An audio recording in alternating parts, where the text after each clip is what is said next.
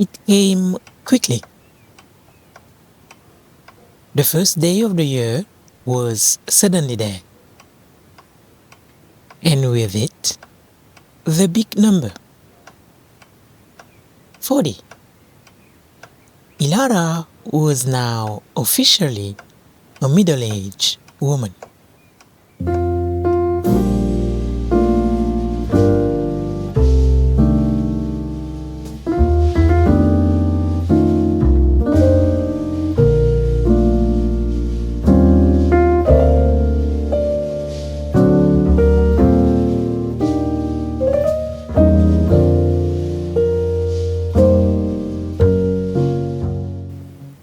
She opened one eye, then the other.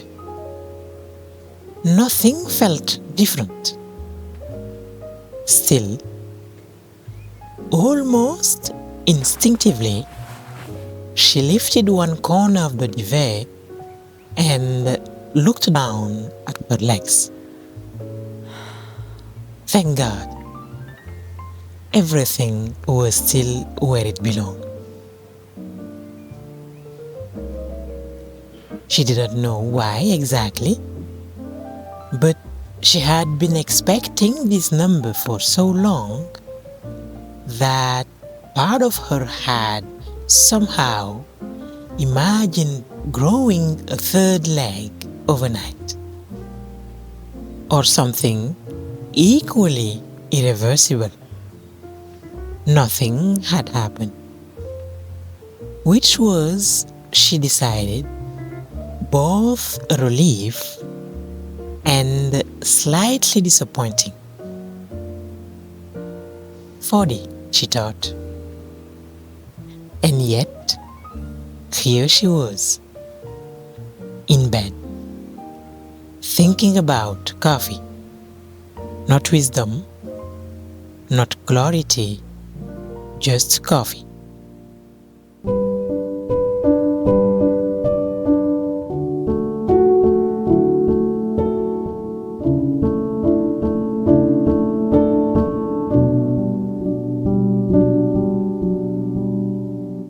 Later that morning, she stood in the living room, surrounded by the quiet leftovers of December. The tree was still there, slightly tired, leaning just enough to make a point. The lights were off, but not unplugged. She considered leaving it one more day. 40 deserved a small delay.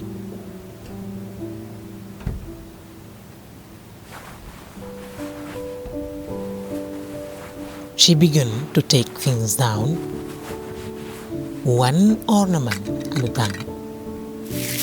Careful, methodical. She noticed how familiar the gestures felt, as if she had done this many times before. Which, of course, she had. 40 did not come with new instructions or even a small note. Around her, the house told another story. Forgotten toys under the couch, a maiden without its pair, drawings taped to walls that were never meant to be permanent.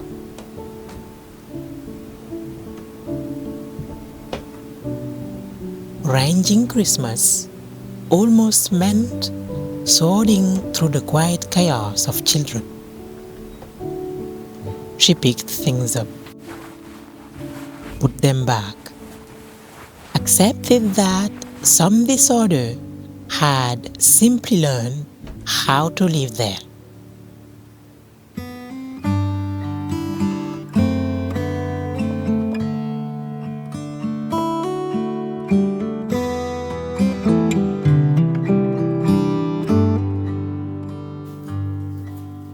Halfway through, she stopped.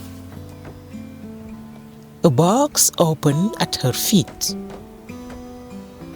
paper crinkling softly. She wondered briefly if this was how it was supposed to feel.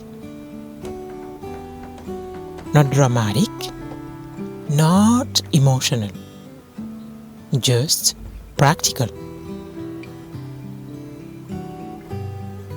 She had expected something else. A shift, a signal, possibly a voice. At the very least, a clear feeling. Nothing like that happened.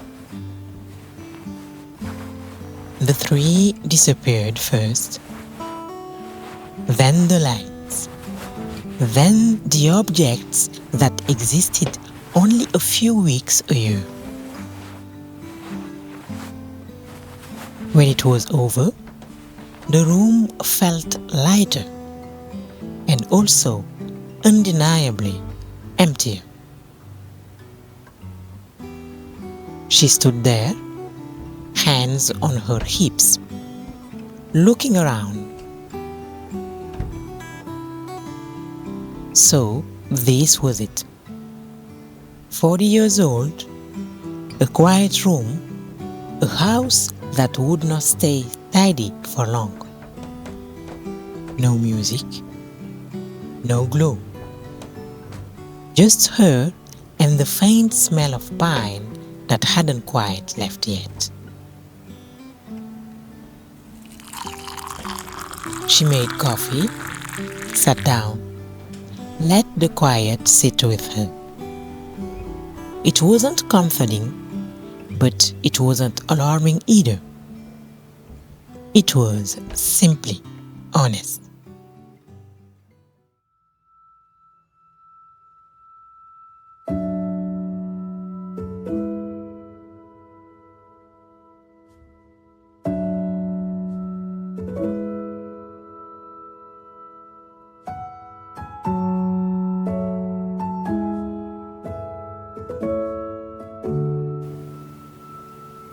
Elara realized then that after all the counting, the expectations, the stories she had told herself about this number, life had chosen to continue. Not gently, not harshly, just normally. With toys that would reappear, with mess that would return, with days that didn't care what age she had turned. And somehow, that felt right. She took a sip of her coffee, still hot, still good. She smiled just slightly. Maybe January wasn't here to announce anything. Maybe it was here to remind her that life doesn't restart after the lights go out. It simply keeps going. And this time, she was awake enough to notice.